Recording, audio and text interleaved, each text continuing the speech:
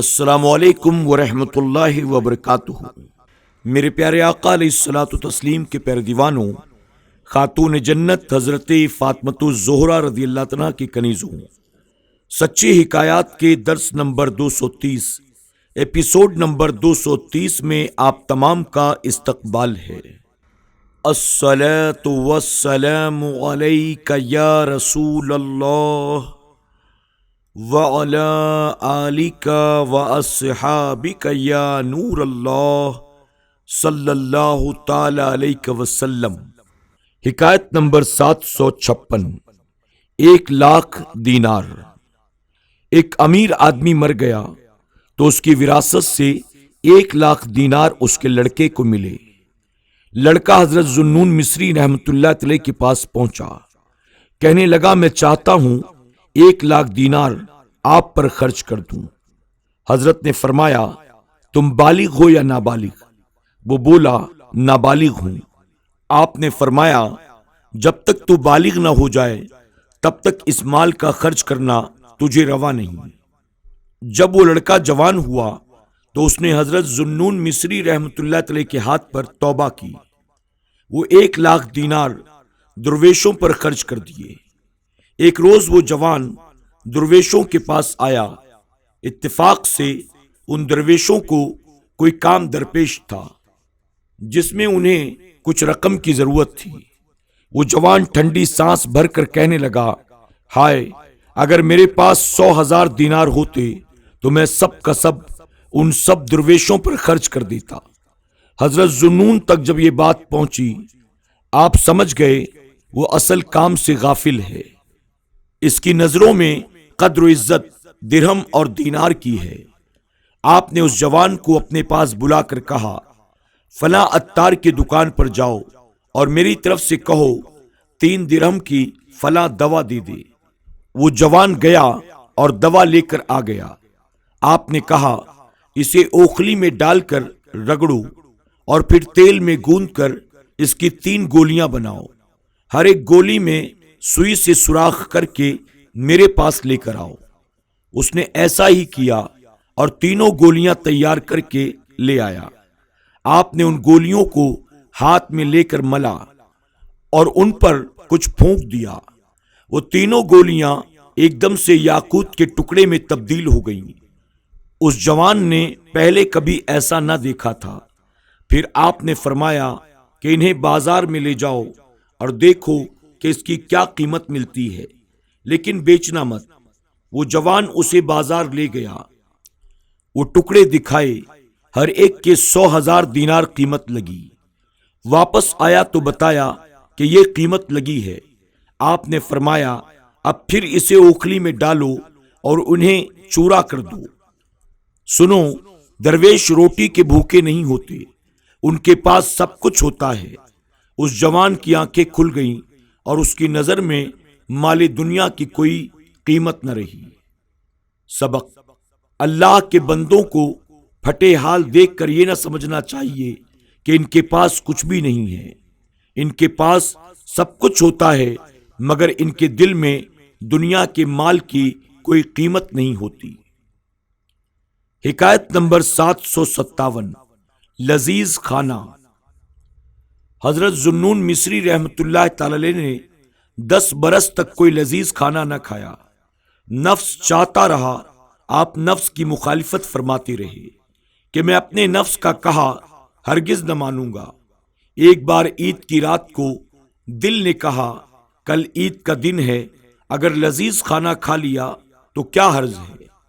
حضرت نے اپنے دل سے کہا میں 2 رکعت نماز پڑھوں گا اور ہر 2 رکعت میں پورا قرآن ختم کروں گا، اگر تو اس بات میں میری موافقت کرے یعنی میرا ساتھ دے تو کل لذیذ کھانا تجھے مل جائے گا۔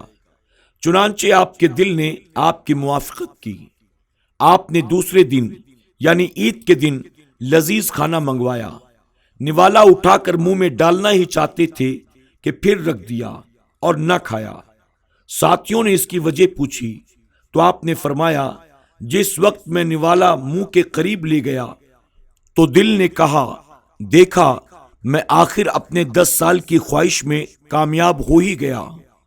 میں نے اسی وقت کہا اگر یہ بات ہے تو میں تجھے ہرگز کامیاب نہ ہونے دوں گا۔ اسی وقت ایک شخص لذیذ کھانے کا ایک طبق اٹھائے ہوئے حاضر ہوا اور کہنے لگا یہ کھانا میں نے اپنے لیے رات تیار کیا تھا۔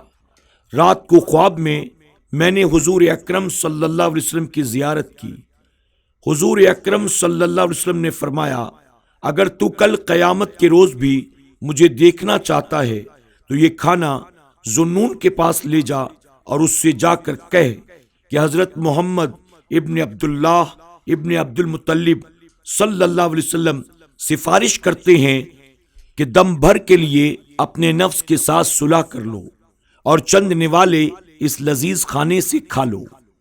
حضرت ذوالنون یہ پیغام رسالت سن کر جھٹ اٹھے اور کہنے لگے کہ میں فرما بردار ہوں اور لذیذ کھانا آپ کھانے لگے۔ سبق: اللہ تعالیٰ کے مقبول بندے نفس کے غلام نہیں ہوتے اور نفسانی خواہشات کی کچھ بھی پرواہ نہیں کرتے۔ وہ اللہ تعالیٰ کی عبادت و اطاعت میں ہی خوش رہتے ہیں۔ ان کی یہ شان ہوتی ہے کہ اللہ اور اس کے رسول کی خاطر لذیذ چیزوں سے دور رہتے ہیں۔ اللہ و رسول خود انہیں کھلاتے پلاتے ہیں۔ یہ بھی معلوم ہوا کہ ہمارے حضور صلی اللہ علیہ وسلم اپنی امت کے ہر حال سے باخبر ہیں۔ حکایت نمبر 758 ہوا۔ حضرت ابو مطیش رحمۃ اللہ تعالی علیہ سے کسی نے آ کر کہا کہ فلاں شخص ہوا میں اڑتا ہے۔ آپ نے فرمایا یہ کوئی کمال نہیں، کمال یہ ہے کہ نفس کی ہوا کی مخالفت کی جائے۔ نفس کی ہوا کی مخالفت کرنا ہوا میں اڑنے سے کہیں زیادہ افضل و اعلیٰ ہے۔ سبق: شریعت کی اتباع سب سے بڑا کمال ہے۔ شریعت کی پیروی ہی سے ولایت حاصل ہوتی ہے۔ ہوا میں اڑنا یا پانی کی سطح پر چلنا یہ کوئی کمال نہیں۔ یہ باتیں اللہ کے مقبولوں کے سامنے ایک کھیل سے زیادہ کوئی حیثیت نہیں رکھتی۔ حکایت نمبر 759 ایک جن۔ حضرت ابو الفضل جوہری مصری رحمۃ اللہ علیہ کی ایک شخص نے بڑی تعریف سنی۔ ان کی زیارت کی نیت سے مصر روانہ ہوا۔ جب حضرت کی محفل میں پہنچا تو کیا دیکھتا ہے، حضرت نے ایک بڑا شاندار لباس پہن رکھا ہے، بڑے امیر نظر آ رہے ہیں۔ اس کے دل میں یہ خیال آیا کہ اس قدر شان و شوکت رکھنے والا اللہ کا ولی نہیں ہو سکتا۔ یہ سوچ کر واپس چلا آیا۔ واپسی میں ایک گلی سے گزرتے ہوئے ایک عورت کو دیکھا جو رو رہی تھی اور بڑی پریشان تھی۔ اس نے وجہ دریافت کی تو بولی میری ایک نوجوان لڑکی ہے، اس کی شادی کا دن قریب ہے۔ آج اچانک اس پر ایک جن کا سایہ ہو گیا، وہ سخت بیمار ہے۔ میں غریب عورت ہوں اور پریشان ہوں کہ جن کے قبضے سے اسے کیسے نکالوں۔ اس نے کہا کہ تم گھبراؤ نہیں، اس کا علاج میرے ذمے رہنے دو، چلو مجھے اپنی لڑکی کے پاس لے چلو۔ چنانچہ وہ عورت اس شخص کو اپنے گھر لے آئی۔ اس نے لڑکی کو دیکھا جو عجیب و غریب حرکات کر رہی تھی۔ اس شخص نے قرآن پاک کی آیات پڑھ کر اس پر دم کرنا شروع کیا تو جن بولا سن لو، میں ان 7 جنوں میں سے ہوں جو حضرت علی رضی اللہ عنہ کے ہاتھ پر ایمان لے آئے تھے۔ ہم 7 آج ابو الفضل کے پیچھے نماز پڑھنے کے لیے آئے تھے۔ وہی ابو الفضل جن کے متعلق تم اپنے دل میں بدگمانی پیدا کر کے واپس لوٹ آئے ہو، کم نصیب ہو تم جو واپس لوٹ آئے۔ ہم ان کے پیچھے نماز پڑھنے کے لیے حاضر ہوئے تھے۔ اس لڑکی نے ہمارے اوپر نجاست پھینکی، میرے ساتھی بچ گئے مگر وہ نجاست مجھ پر آ کر پڑ گئی۔ میں نماز سے رہ گیا، اسی غصے میں میں نے اسے پکڑا ہے۔ اور تم نے بھی جو حضرت ابو الفضل کے متعلق بدگمانی کی ہے اس کا بھی مجھے رنج ہے، تم توبہ کرو، حضرت کی خدمت میں پھر سے حاضری دو۔ اس شخص نے کہا اچھا، میں سچے دل سے توبہ کرتا ہوں، ابھی پھر واپس جاتا ہوں، مگر تم بھی اس لڑکی کو معاف کر دو۔ چنانچہ اس جن نے کہا لو میں جاتا ہوں، یہ کہہ کر جن چلا گیا اور لڑکی اچھی ہو گئی۔ پھر یہ شخص بھی واپس ہوا اور حضرت ابو الفضل کی خدمت میں حاضر ہوا۔ حضرت ابو الفضل نے اسے آتا ہوا دیکھا۔ آپ مسکراتے ہوئے فرماتے ہیں، جب تک جن نے نہیں کہا تم نے ہماری بزرگی تسلیم ہی نہیں کی۔ سبق: اللہ والوں سے کبھی بدگمان نہیں ہونا چاہیے۔ ان لوگوں کے دلوں میں بہرحال اللہ کی یاد ہوتی ہے، دنیا سے ان کا تعلق محض ظاہری اور کئی حکمتوں کی وجہ سے ہوتا ہے۔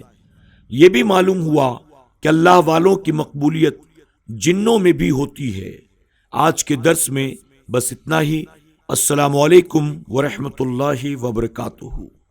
YouTube پر ہمارے SDI آڈیو چینل کو ابھی سبسکرائب کریں، سچی حکایات کے تمام ایپیسوڈز کو سنیں اور نئے ایپیسوڈز کی نوٹیفیکیشن کے لیے بیل آئیکن پر کلک کرنا نہ بھولیں۔ لائک کریں، سبحان اللہ، الحمدللہ کے ذریعے کمنٹ کریں اور اس کاری خیر کا حصہ بننے کے لیے ان حکایات کو زیادہ سے زیادہ اپنے دوست احباب اور رشتہ داروں کے ساتھ شیئر بھی ضرور کریں۔